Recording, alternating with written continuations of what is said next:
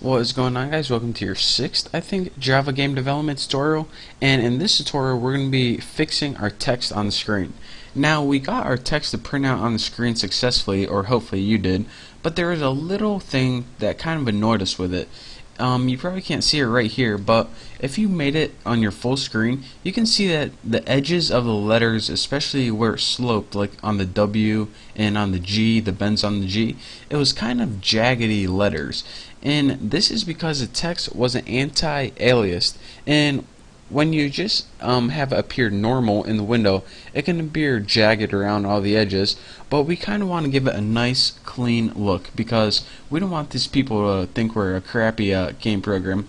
We want to give them a nice interface with some smooth looking text, and this is going to help you for the rest of your game development. So here's how you do this. Now, in order to make text anti-aliased, what you need to do is, well, the first thing I'm going to teach you is what kind of object is this. Now, you usually paint with paint method right here, and this pretty much paints everything on your screen. And the parameter that's passed in is, as you can see, a graphics object called G. But actually, ever since they started passing these in a while ago, they actually, whenever you pass this in, it isn't a graphics object, even though it says it. It's actually a graphics 2D object. And why they don't change it to graphics 2D, I don't know. But graphics 2D, that class is actually a subclass of the graphics class. So whenever you pass in this object, even though it tells you it's a graphics object, in reality it's a graphics 2D object. So why am I telling you this? Because we're going to test if it's a graphics 2D object and pretty much test what version of Java they have. So let's go ahead and make an if statement. If that G you passed in is an instance of, and what this means, if it is in the class graphics 2D, and again this means if G is an object of type graphics 2D, and since I have the most up-to-date version of Java, and you probably do too unless you're running a really old computer, this is going to be true. So what this means is anything in our if block is gonna happen. So this is always gonna happen. It's not like an error check-in where it's only gonna happen in a rare case. So this is gonna always apply true. So what we need to do to make our text good is give it Java a hint of how we want to render it. In other words, change the rendering properties. But the first thing we have to do is explicitly convert that G to a graphics a graphics 2D object. And this is because, well, I'll tell you why now. Whenever we call a method, in the method we're going to be using called setRenderingHint, and this is going to allow us to change the rendering settings, aka make our text smooth. But we can't make it on a graphics object. We can only make it on a graphics 2D object. And even though that this is in honesty a graphics 2D object, we need to explicitly tell it again that it's a graphics 2D object. So let's go ahead and put graphics 2D G2. We're making a new object here, a graphics 2D object, and we're going to typecast it graphics 2D, and we're going to typecast G. And what this means is pretty much this. We're going to take that old G object, which we didn't really know what was it graphics, was it graphics 2D, it doesn't matter anymore, because now we're typecasting it in a graphics 2D, and this means no matter what this is, no matter if it's a string or an integer, right now it's a graphics 2D object, and we're storing that in a variable called G2, or an object, whatever you prefer.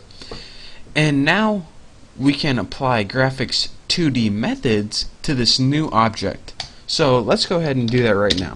G2, and the method we want is set rendering hint. Make sure you don't put hints, it's hint. Now the key, as you can see, it takes two parameters, the hint key and the hint value.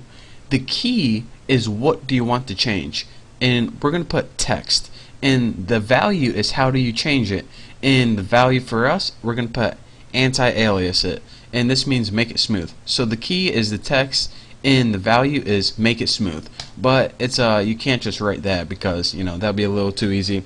Java has special keywords you got to use. So rendering hints dot key underscore text anti-aliasing, just like that.